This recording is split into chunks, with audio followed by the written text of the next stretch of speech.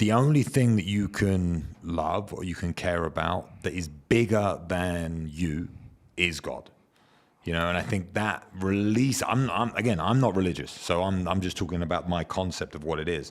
When you can look up to something bigger than you and you can put faith in something bigger than you, that it purifies the relationship you have with yourself. So you feel small and you feel large at the same time because you understand the connection you have to the world a little bit more. But I think no one does that now because religion has been pushed to one side.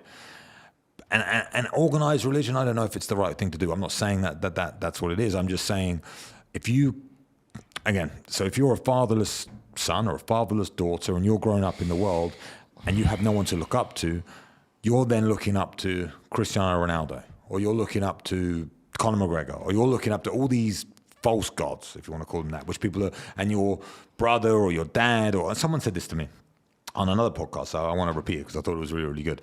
I was like, I've never understood why a father would take his son to a football match and he would put a T-shirt on him that's got another man's name on it. Never understood this. And then he said, yes, because that guy's a loser. And he didn't live up to his full potential. Yeah. So he doesn't want his son to look up to him because he knows he never made it. Yeah. So he wants him to look up to a winner. Else, yeah. And when he said that, I was like, that's it. That's what it is. But for me, my thought process with it is rather than looking up to Cristiano Ronaldo, you should look up to God. Because as a father, I can still maintain that position of I'm your father and you should look up to me. Yeah. But you can also look up above me because this man is bigger than me. You know, you can't compare me to God. You know, but you can compare me to Cristiano Ronaldo. Yeah. And you think Ronaldo's better. Yeah. Oh, Ronaldo's better than my dad. Yeah. My dad. No. Yeah. Look up to God, and I think that teaches you a great connection with the world. You know? I love that. That's one thing I said. Like, my parents never blessed me financially, but they taught me about God, and it gave me like a moral compass like no other. Do you understand? And I got a good relationship with God, you know. And like you're so right.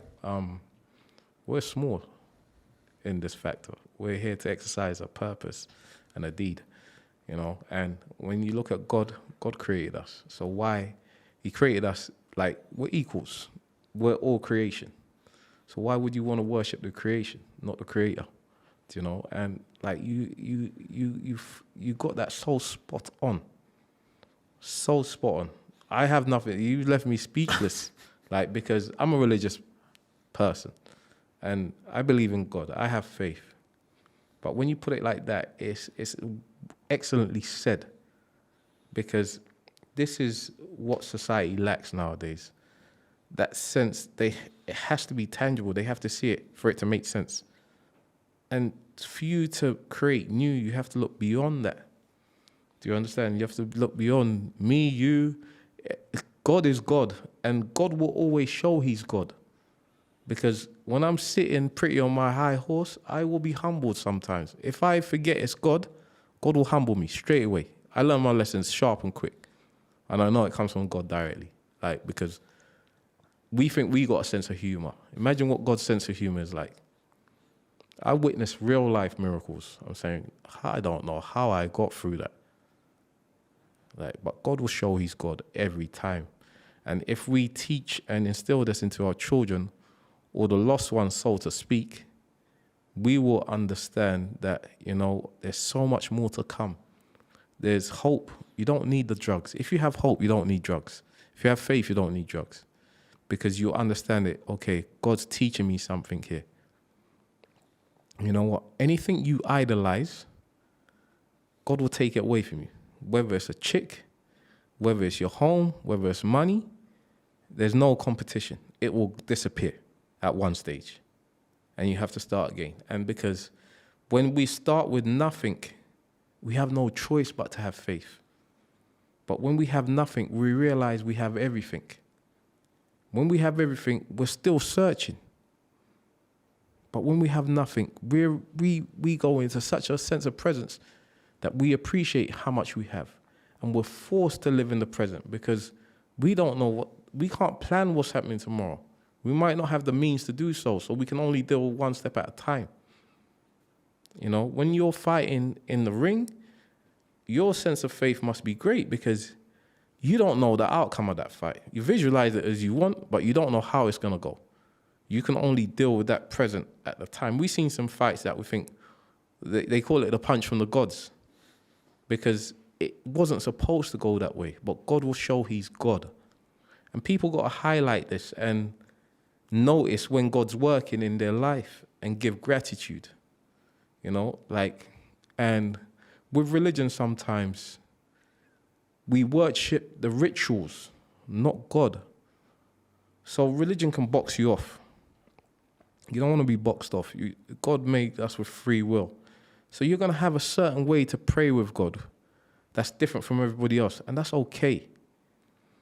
There's a Muslim book I read, I forgot the name of it. It says, like, you have to be like a walk-in prayer. So your energy is just a prayer in general.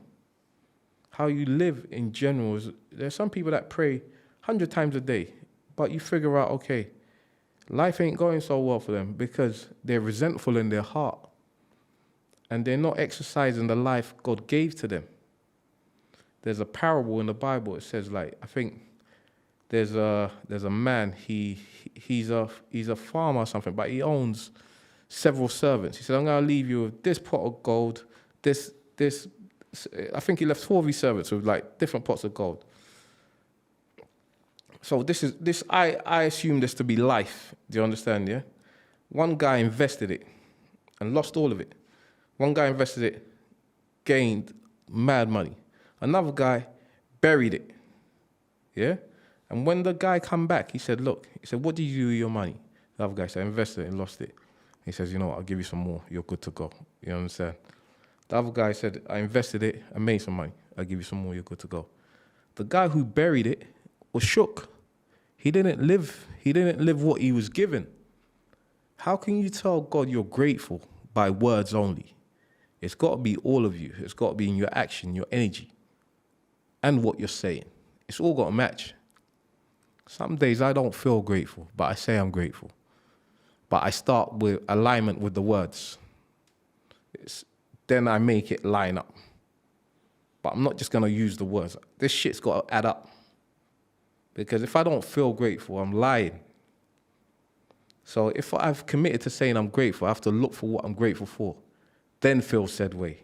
Then use that as action to move forward. Because if I'm grateful for what I have room for growth. You know what I mean? They say content breeds progress. Because if you're content with what you have, it's like, you know, when you build a skyriser, you have to build it level by level. But you make sure at this level, everything's straight. Then you put on top. But if you build it on dodgy foundations, it's going to collapse at some point.